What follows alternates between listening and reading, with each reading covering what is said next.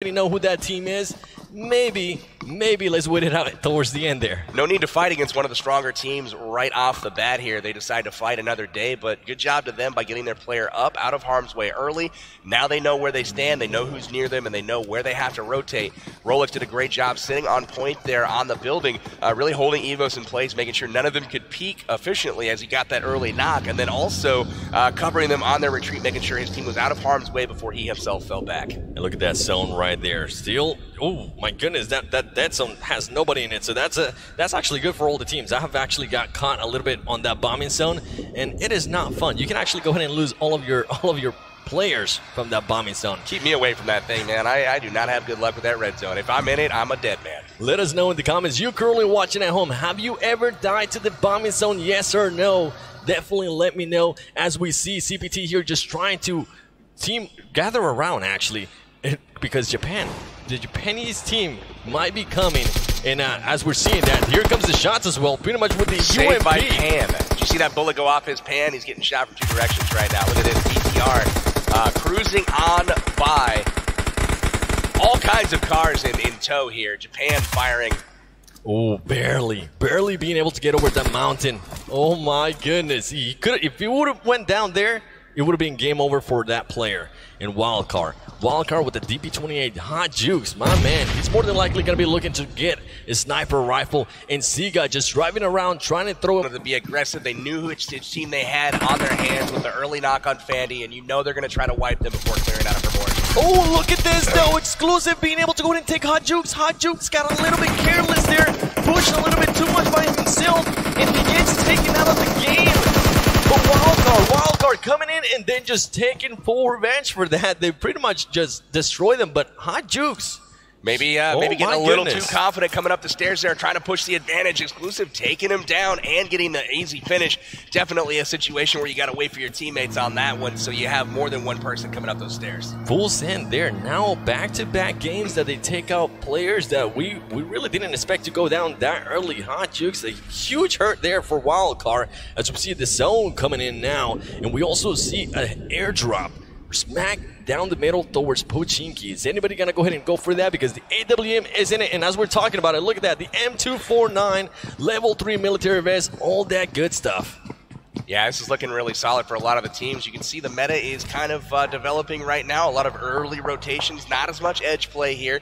We do have a lot of terrain, though, for teams to kind of find their own place and nestle in here for the second circle. But for the most part, not a whole lot of teams on the outside right now. Everybody vying for position early. Yeah, everybody more than likely just waiting a little bit longer. They don't want to engage this early. And if they do engage, as we saw early there between Evos and Cloud9, one player gets knocked down, another player gets knocked down, pick them up, and you know, say, not right now. Let's wait towards the end.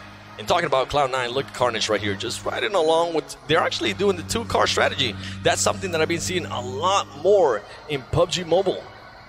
Teams just pretty much getting on the two cars, and now we're starting to hear those shots there from Cloud9. Cloud9 trying to get somebody. We weren't able to see it there. I think it was the Japanese team. Here goes the shots. They could always also go for just pretty much exploding that car. They definitely could. But look at this. They just drove right on top of CPT, who was waiting for him at the compound here, quickly veering away. Cloud9 says, nah, we weren't ready for that one. They had wasted a lot of ammo on Japan across the field here, and they definitely weren't ready to stumble across the full squad who was waiting for them. And BRK finds themselves in an interesting spot here, as all of them are inside the exact same building. Baraka is still alive as well. Here comes Cloud9. Caveira is able to see him. He's going to go and take it down. He starts shooting. He does. He's able to go ahead and take one down, but he gets taken out himself. And Sam right here just pretty much picking up some as well. They're now going to go ahead and lay down, try to heal up as fast as they can. Look at that. Bigatron up at the castle, actually third party in this fight. Really solid play from them. Cloud9 in trouble. BRK in trouble. Will Bigatron take advantage of the situation and push in? And Baraka here with the AKM just pre-firing as much as he can. He is by himself here. He needs to go ahead and get out of the spot. He's able to go ahead and take out Kano there. He's going to keep on shooting. He takes out another man. BRK taking people out left and right. Look at that. Baraka finishing off Kodo. He is down and out. Carnage, Sam, both trying to get back into the fight here. It looks like Rolex has been hit as well. This is trouble for C9. Rolex out of the game early. Kodo out of the game early. Sam Squash one takes one out. Sam down. Taking out himself. BRK on the defense here, as now Cloud9 is starting to push and just pretty much destroy him there. Bad place by Baraka. And down they go. Cloud9 out. That man in AKM every single match. My goodness, that got me hyped. BRK is showing that, hey, we are the #1 South American team for a reason, baby. We're here to win this, and they just pretty much took out the first team, the #1 team from NA, North America, Cloud9. Absolutely. What they need to do is send a thank you card to Big over there, Indonesia's team. Drop it in the third party on Cloud9 right when they got on scene. I feel a little bit bad for Cloud9. Every time they got into a fight early, they ended up stumbling across another squad. First it was Japan, and they stumbled across CPT. Then it was Bigatron taking on that fight there with BR.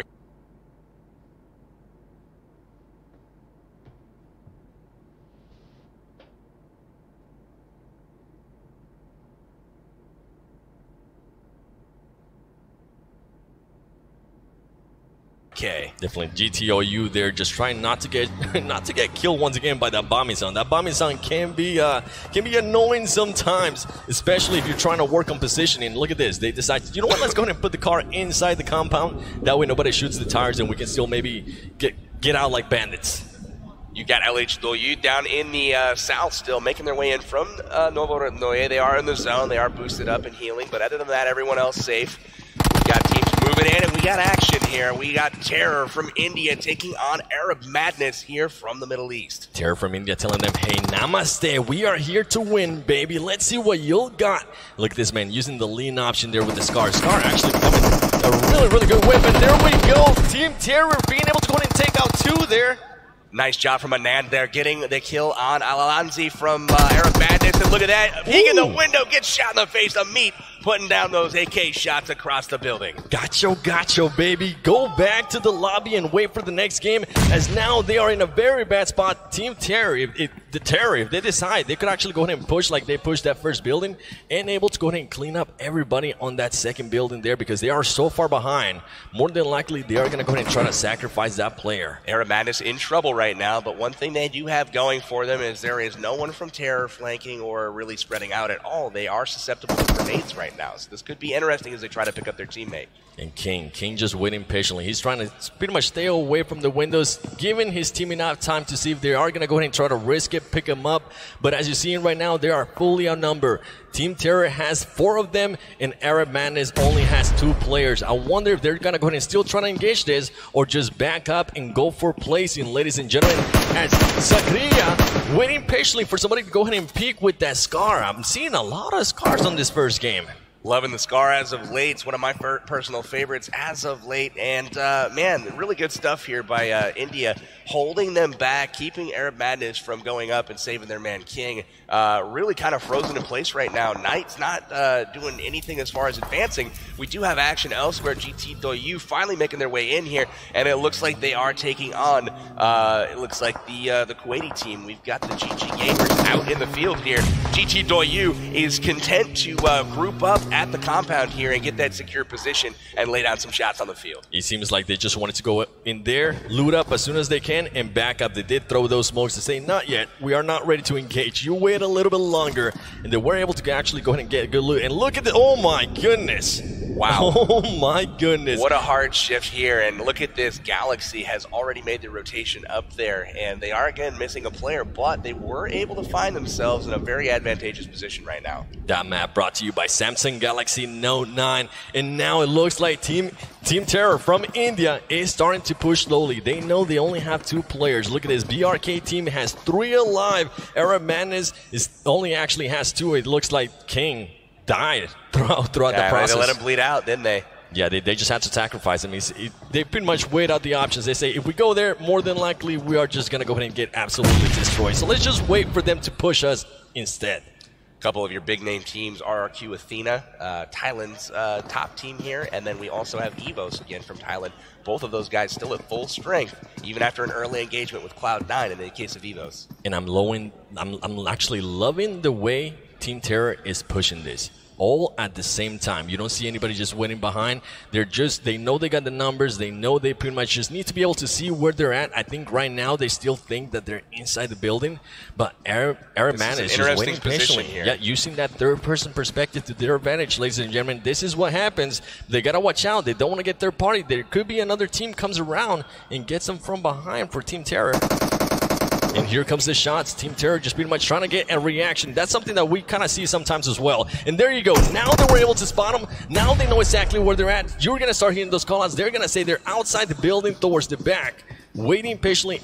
Araban's Knight just says, you know what? Now they've seen me. Time to move on. Let's go ahead and use this bush wikis to our advantage. They were trying to use the element of surprise, or you saw them on both corners of that lower story, and they were trying to get a push from Terror, but Terror taking it very cautiously, very methodically, pushing up just a little bit at a time, shifting our attention to GTOU. They are taking on Bigatron right now, getting some great shots in. They've got one down on the field, and they are in trouble. Speaking of Bigatron there from Indonesia. And you got to watch out because I saw Wildcard there towards the end, and look at this. GTOU says, you know what? It doesn't matter how far away you are, we're still gonna shoot at you. We need the kills. Interesting stuff. They're deciding not to go ahead and blow up the cars here. Now they've got that DP, and they're going to leave that car alive. The DP is absolutely one of the weapons that the Asian players tend to prefer, and it's definitely not something you're seeing in the meta in North America right now, although I do feel it's probably one of the most underrated weapons out there. The DP is an absolute beast. Love that gun. It shreds vehicles. The only problem is that it does take a little bit longer to reload, so if you do end up using that gun, you more than likely want to go ahead and have another AR or an SMG, something that shoots fast. That way you can go ahead and switch between them, and look at these shots right here. Steady shots now. Now they're starting to take off the tires of that car. They're saying, you know what? Oh my goodness. Look at Outsider 9K here. Outsiders moving up slowly. Being a little shark. Wildcard on the aggressive per their MO. This is a really interesting move right now. This team has no idea they're there. So here we see him moving around, trying to get position. Will he make enough noise? It looks like they are aware of the presence. Oh, he noticed Seagut get some shots. Seagut going down. Seagut in the water. Doesn't pay off there for Wildcard. They lose a second member. Hot Jukes and Seagut will join each other in PUBG heaven. And now Outsider 9K saying, you know what? This might not be worth it, ladies and gentlemen. I could get on that boat and just run away.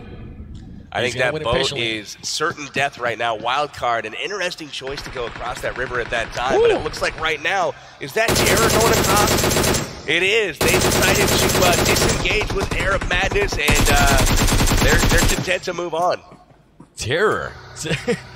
That was risky. They just pretty much went between all those teams and said, you know what? We're just going to take the risk. And right here we see Seagut just going down. If you're in the water and you get knocked down, you're not going to be able to get revived. You're just automatically going to go ahead and die. They tried to take advantage of the distraction, these two squads fighting each other, and unfortunately they swam directly in the line of sight here of a firefight that was going on. Other than that, maybe he would have gotten lucky there, but Seagut goes down, and there's still 16 teams on the board, so everyone here is still in it. But you're going to see Wildcard start to play for position most likely, and probably cut back on some of the aggressive play. Definitely, we saw Team Japan there just waiting patiently, starting to move that car around, and look at this. We got BRK still in the same spot where they were able to go ahead and take out Cloud9. And more than likely, I noticed that Sod K already has been damaged a little bit, so they know the exact position here in Caveira, which came in huge with the AKM earlier. Just waiting patiently and letting them get a little bit closer. This is an interesting compound to hold. This is definitely not one of your popular hotspots as far as big compounds to hold. Mostly one-story buildings here, and you even saw Team BRK hanging out in a shack a little bit earlier, but it paid off for them. They were able to wipe Cloud9, and here you see Terror getting hit a little bit by Torty. This is a big Russian bot from up in the hills.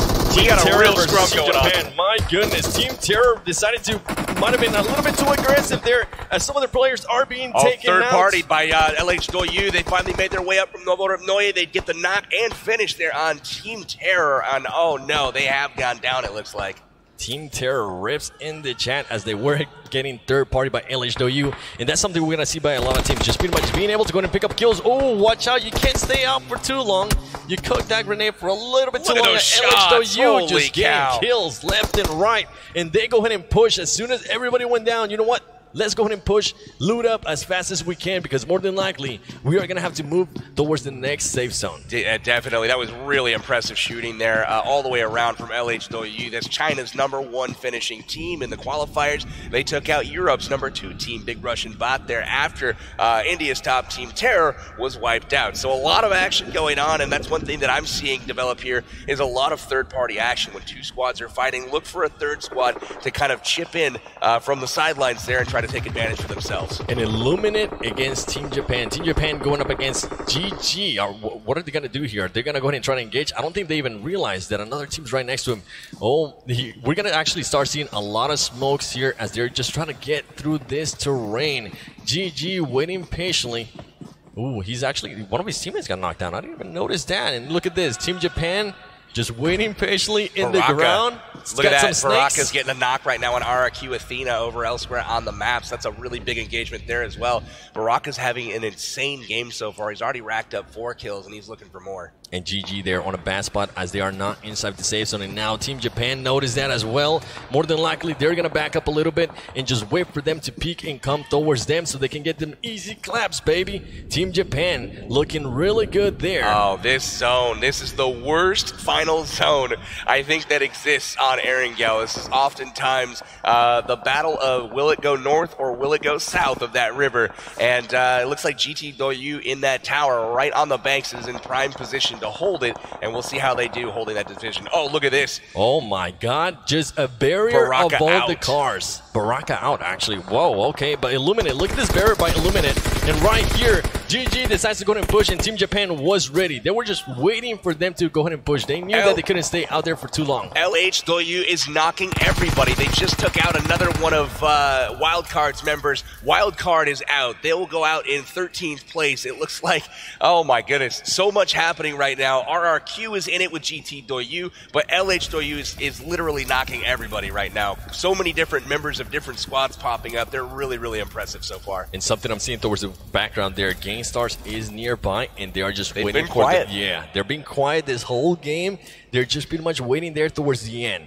More than likely, I've heard them say when the kills count towards the end, but they can also be aggressive. Gangstars is notorious for kind of taking it slow early on, not really seeking a whole lot of action, but trying to find themselves very well positioned in the zone, moving very methodically and getting that best position early. This zone, however, the 2 spots that are the best positions have been occupied for a while now. GT Doyu right on the coast is really, really well positioned. And as we talked about, Gangstars, they are taking on LH Doyu right now with GT Doyu chipping in from the sidelines, helping them out.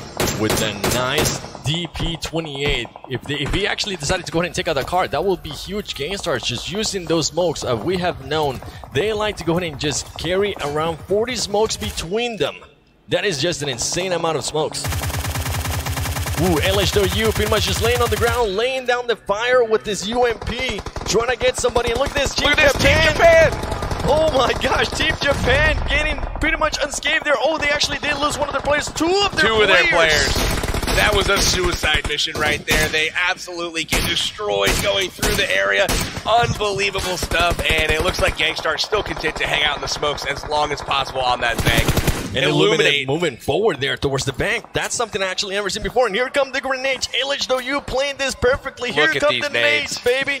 Oh my goodness, how many nades does that man have? Hopping in the car. Look at the timing there. Getting those cars into the zone. Nades out.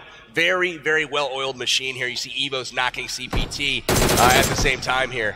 And GT just trying to get them in. There you go. He got what he's wanted. That is Team Japan, I believe. That was the last player for Team Japan. And GTOU here just trying to finish. They actually got one more. Just ooh, careful. We saw what happened there earlier too. I believe it was Seagut from Wildcard.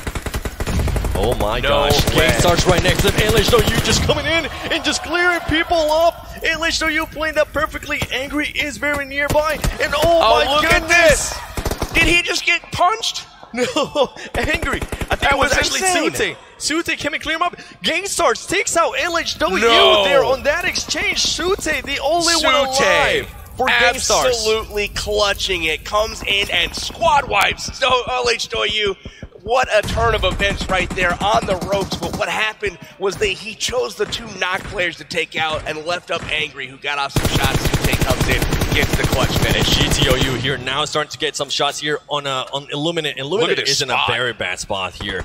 If they decide to peek, they're just going to go ahead and get taken out. And here we go. He sees another player. More than likely, he's going to go ahead and try to blow up the car. That car is going to be done. That car is gone. Smokes are out. There you go, ladies and gentlemen. He's able to go ahead and explode that car and just take him out. But Illuminate still has 2 players underwater trying to move around and position themselves a little bit better. GTOU using those most still in advantage. It. And they have just taken out CPT. It looks like Sute goes down to Majed from the Middle East. And oh my goodness, Gangstars is out as well. RRQ on the receiving end from some GTOU bullets. RRQ Athena here going up against BTR. GTOU, my gosh, look at this madness right here. Ladies and gentlemen, we are getting closer to the end of the game as GTOU is now starting to push this sniper tower. This circle is tiny and there's still 17 people alive, 6 teams left, fighting to get that top spot here in game number 1 of the global finals. BTR jumps out. He's gonna get the AKM. He actually decides to back up. He's gonna be able to come out. He does take one down. Huge kill, but he gets taken out as well. Oh my goodness, this is madness. Look at how many players in these smokes. It's just gonna be a complete luck fest. Who finds who first? GTOU looking very strong right now. They do have Lucy very close by. They also have other players as they start jumping up. You don't want to jump up out in the open like that. GTOU is looking very, very deadly here as they're just waiting patiently in the circle. It is so swollen. Here comes the grenades, ladies and gentlemen, as GTOU is going to start pushing. Oh my gosh. This is an amazing push here by GTOU. Nade's going to go off, and they're going to make their final push. There it is. He gets the kill. Team eliminated.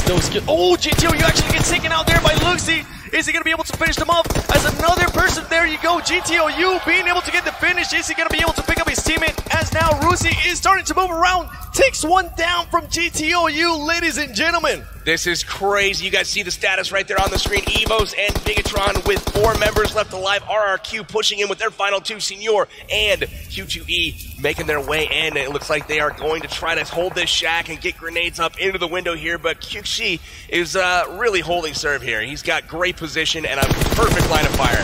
I'll have the tables there. GTOU now having the height advantage. They could actually go ahead and just loot those bodies as fast as they can. And oh my gosh! Wow. They blew up the cars. GTOU with the 200 IQ move there. They say they're too close to those cars. You know what? Let's just go ahead and finish them off. So again, we've got Evos and GTOU both finished 2nd place in their region. And look at this. Evos taking down... Oh, and there it is, Evos. The confidence does pay off, and they get the win in game 1 of the global finals. Our top 3, Evos in number 1, and I didn't see the rest because it moved on. We'll cover that, though, in just a moment. GTOU with a lot, and I mean a lot of kills there on that match. They were aggressive, keep in mind, 15 points per kill. Evos, they're looking happy, baby. They were in the right spot. One team that really did well was GTOU. I believe they finished in 2nd place. RRQ Athena in 3rd place. All 3 of those teams expected to perform very well. None of them disappointed. GTOU, though, with tons of kills that game in that optimal position the entire time. Cannot wait to see what the scoreboard says here shortly. Big congrats to Evos for taking that chicken dinner to start off the tournament here. GTOU not only getting 2nd there, but also getting 2nd in the exhibition match as well. So they've got to be kind of feared, I think, coming into this tournament. Reasonably, I think that is one of the things. I mean, if you can make a habit of getting 2nd place every game, you're going to win the tournament. That's just a really, really consistent showing. And they have not only been consistent, but they're being aggressive. They're making shots. Really, really solid stuff from all the teams really this game. And Evo is there just being able to go ahead and take that first win. That is definitely going to go ahead and boost up their confidence even more. And I cannot wait to go ahead and see how they come out on game number 2. And something you mentioned, GTOU actually finishing 2nd place on the exhibition match and now on this first ranked match. What are they gonna go ahead and try to change some stuff, because they have been playing very, very aggressive. You don't change anything when you're finishing like that, my friend. You keep doing what you're doing. You rack up those points and you rocket yourself right up the scoreboard. So at the end of day 1, you're sitting in that top spot. I think something is exemplified from what we've seen here in game number 1. We now understand why Cloud9 was like, oh, Evo's just knocked us. Maybe we should back off a little bit, because they showed in that game that they are definitely very fearsome and something to contend with. Definitely so. At the end of the game, Evos was blessed with a little bit of zone shift there. GT Doyu had to move out from that tower, and Evos was in prime position waiting for them. Somehow they were able to avoid most of that final fight between our Q, Athena, and I mean, it was like just kind of waiting on the sidelines to see what happened, and we'll take the winner. Yeah, there was so much action going on there between GTOU and just RRQ that honestly we didn't even pay attention there to Evos, and Evos just came in and he just took it like a champ. Mark of a good team. That's right, let's take a look at some of the highlights here, brought to you by Samsung Galaxy Note 9. Jumping into the action, Illuminate early on, taking on the Galaxy team here, knocking a guy early, and this is where you saw the Samsung employees take off on a track feed from Small Power here, and ultimately, they made it pretty far into the match, but probably didn't get the placement they were hoping for. And LHW being able to go ahead and take the high ground there in Noble, finishing those kills, making sure to get those knocks, and actually right here, great place by them because they were able to go ahead and take people down. And early, as we were talking about, Cloud9 against GTOU, they're super early in the game. They engage, they knock one another, and then they say, you know what, let's back up a little bit. Rolex's mom and dad right there on screen, actually cheering on their son as he takes out one of the Evos members. Unfortunately, they do go out early. A disappointing finish for them in the first game. And then we've got Hero getting blown up there by GT Doyu. What an impressive performance from them. I want to say that LH Doyu was some of the best aim of the tournament so far.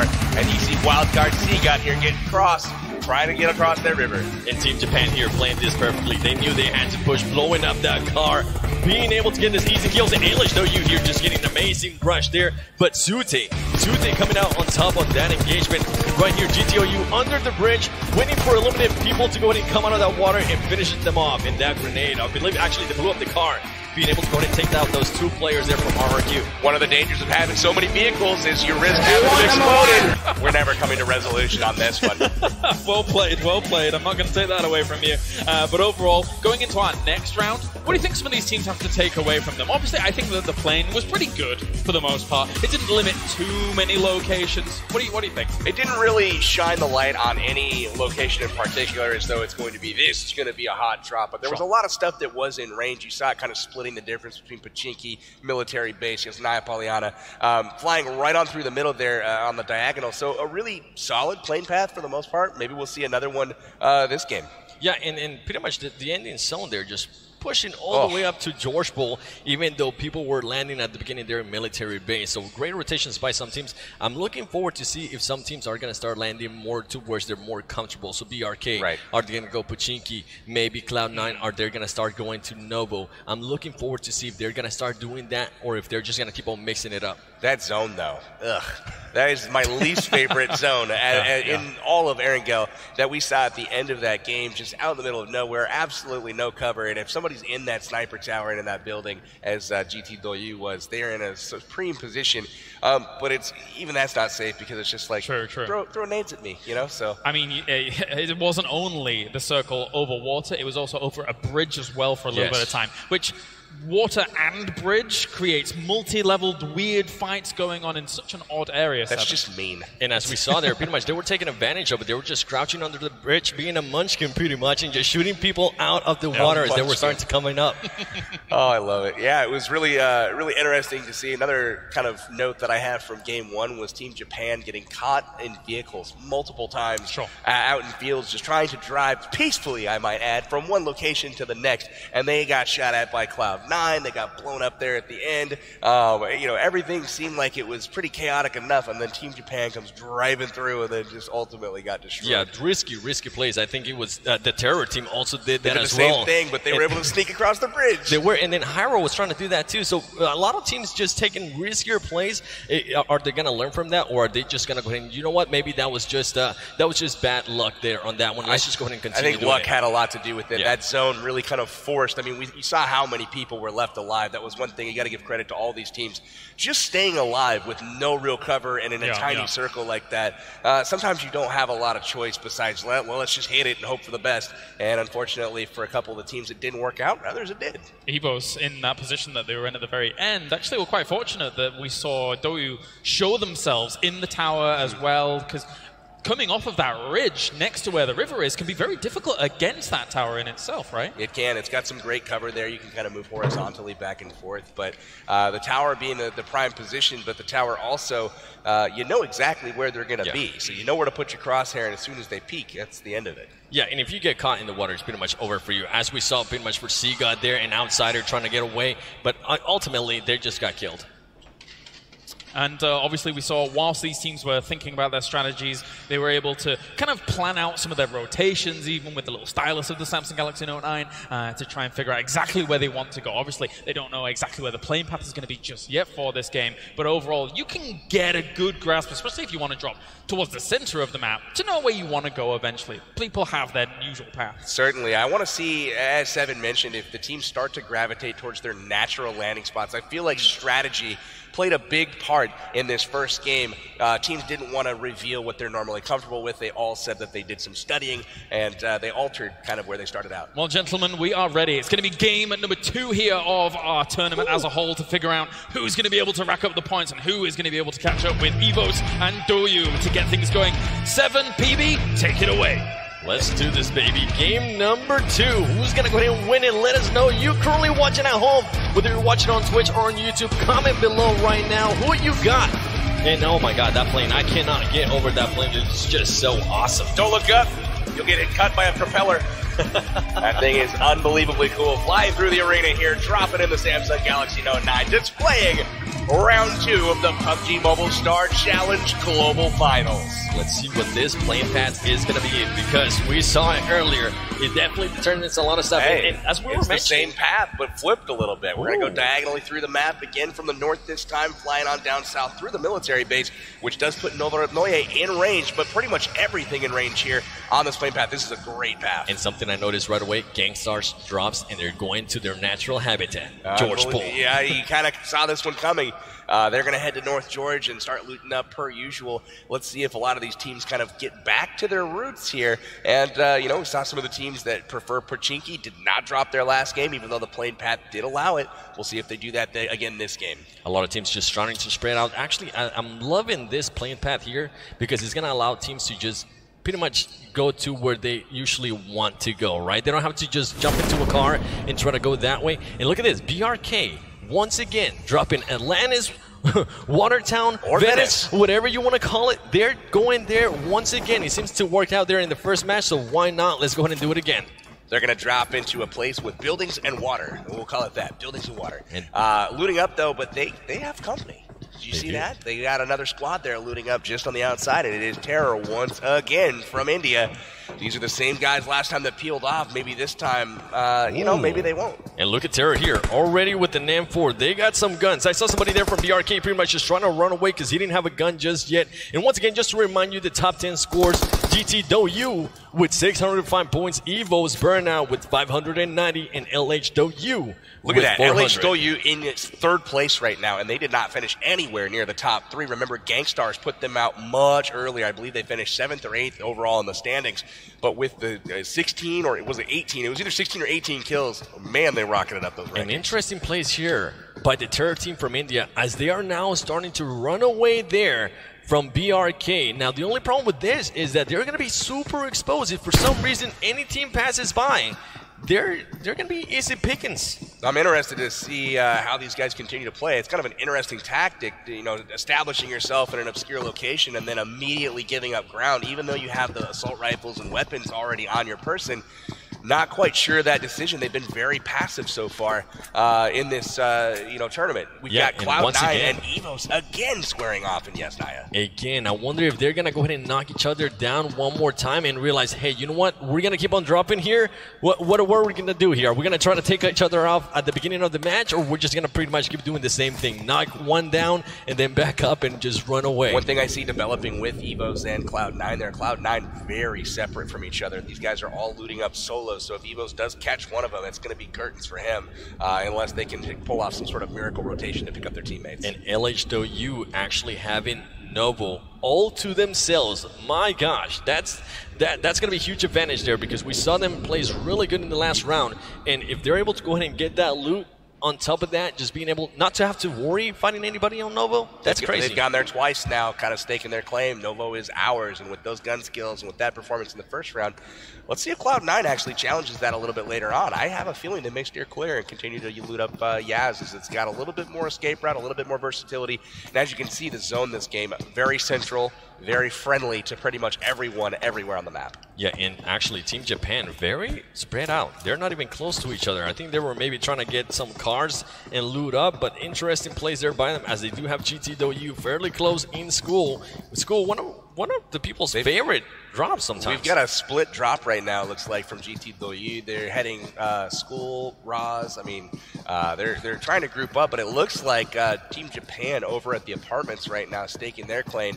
Six God's going to have to get out of Dodge and head over to meet up with his team as he sees the folks over at the apartments. And just to remind you at home, this is day 1, round number 2. We will be doing this tomorrow and the day after tomorrow until December 1st. So make sure you go ahead and tune in at the exact same time. In BTR taking what, I wasn't able to see that the name there, but just pretty much looting up as much as it can with the DP28 as well. Level 1 helmet. That's something that we're kind of been seeing in play here. If you have a level 1 helmet, you might not want to go ahead and take a fight because everybody is just so accurate. What if you have a level 1 helmet with spikes on it like that guy? I might take it. I'm sold. Yeah, maybe you know, Kato has here the level 1 helmet with spikes on it as well. Looking pretty solid here, but again, sweet backpack, really cool gear, man. All these guys are looking fly. Carnage has got that sweet white backpack on, and these guys are, look at him, he's just scouting. He's just looking around. He's trying to find those Evos guys. It is. They're using that third-person perspective to their advantage. Once again, day number 1 is third person, day number 2 is first person, and day number 3 is going to go ahead and be third person once again. So you're going to be seeing a lot of people, if it's third person, you're going to be seeing a lot of people just put up their faces straight to the wall just so they can go ahead and look around the corner. What's that guy doing there? Just staring at the wall. And also, you're going to see a lot of snakes, it seems, in third person. If for some reason you don't know what snakes are, is when people just lay down on the ground. So do me a favor, if you're watching at home, spam some snakes in the chat, please, as Evos is still just looting up all these apartments. And my goodness, they already have an M4, they already got pens, they already got the whole 9, it seems. Yeah, they're looking pretty solid right now. Evos, again, a really, really solid crew. And they are, man, really great stuff. I mean, finishing first overall in the first game. CPT, interesting stuff here. Driving around outside of Pachinki, grabbing a spot on the hill here. Trying to find the ocean to go surfing. Buildings. Interesting. Yeah, definitely trying to find the ocean to go surfing there. And he doesn't currently, there you go, he does have one gun behind him, but he's trying to find more stuff. And that man has a level 2. Oh my gosh, look at this right here. That zone, actually not bad at all. It's smack dab in the center. Even the teams that are out of it right now. Hero down in Primorsk. We got, looks like the Arab up in the top left. They're, all good to go. And LHW and Novo, they're currently just barely outside the zone, but their loot is going to be just off the chain. And look at them. They're just pretty much switching ammo or level whatever it is back and forth. Whatever you're more comfortable with, right? That's what it comes down to with these teams. If maybe a player doesn't like using the 4-time and one of their teammates does, then they're just going to go ahead and exchange that so they will be more comfortable and just feel that's something that actually comes that I notice a lot of players prefer to do. Pick up something that you are comfortable with, even if it's not as powerful. Correct. I think that's something that, I get asked a lot of times, why do you prefer this weapon over that weapon? And it's just like, well, I do better with it. It's a very simple answer. It doesn't necessarily mean that statistically it's better or it puts out more damage per bullet, but, a lot of times if you're good with a weapon, you stick with it. Yep. Ooh, and look at this drop right here for Wildcard. Wildcard just on crates. That man, C got already with the ghillie suit. That's going to come in huge, especially towards the end of the match if it's for some reason out in the open. And here we got, they're actually getting shot at. Big Russian bot getting shot at here. They're getting shot at, and they're just waving around, trying to juke them. They were able to actually get not even damage. They're going to be able to just loot up here and stand their ground. They're going to hole up here, it looks like, closing the doors, kind of getting ready to fight potentially. They don't know if they're going to get chased out from Pachinki. I believe it was one of the Chinese teams, CPT, up on the hill that was firing shots at them as they drove by. Big Russian bot. There you see CPT on the hill. But we've got Big Russian bot, second-place finishers in Europe, and they've got a lot to prove here this particular match. Yeah, something that I would like to go ahead and point out is that there's not that much action here at the beginning. Before, in the previous game, there was already some teams already out. Right now, everybody seems to be playing it safe now that game number 1 has passed. And look at this, the Terror team from India being able to go ahead and just work their way all the way a little bit towards that. I believe that's a little bit towards Pachinki. Yeah. Yeah, this is the east side of Pachinki here, and it's looking pretty, or excuse me, west side. That's a nifty spot there on top of the couch through that little window with the DP. I noticed a lot of the teams from India like using that DP. Yeah, I think Asia in general really has a strong preference for the DP. You see some of the Chinese teams typically are preferring the M4 and like a 6x scope, just absolute laser beams for aim. And then we've got RRQ here kind of pushing in towards Terra. I wonder if they know that they're there, if they know what they're getting into here. You see 2 members of RRQ split off to the side, and Sakria's just waiting. Yeah, RRQ definitely playing it safe there. They might have been able to hear him, or they might have been able to hear something, because RRQ D2E is just waiting patiently. Oh yeah, they know. Senior is calling them out with that mini 14, baby. He's just waiting for somebody to go in and peek, and all of them are in the exact same building. That could actually, oh my gosh, look at this right here. GTW getting some shots there on BTR. There you go. First blood of game number 2. Great position there. BTR unfortunately going to have to leave Zuxi behind as Zuxi goes down. Man, one of the brothers eliminated here early. And GTW just pretty much finishing up that man. They already got a lot of kills in the previous match. More than likely, they want to go ahead and continue that trend through every single match with already 1 kill and looting him up. Once again, the Scar. RRQ, Athena, and Terror have kicked off as well. Terror, one of their members did get knocked. A nod goes down, and look at that grenade torpedo taking him down all the way in the warehouse. What a shot. He say, hold up a bit. Kai Seho, I see that you're there. Back up. You know, this is an opportune time for another grenade. You know where they're knocked. You know he hasn't crossed. The smoke's out. This is where you start lobbing in more grenades if you got them. You might be able to catch a second player down, and at that point, you have an opportunity to push. And something that I think RRQ is going to go ahead and do here is more than likely they might not even engage here. There it is. Other team a little bit too late, though. It might hurt the confidence there. Usually that's what happens. When you see a team starting to rush and somebody gets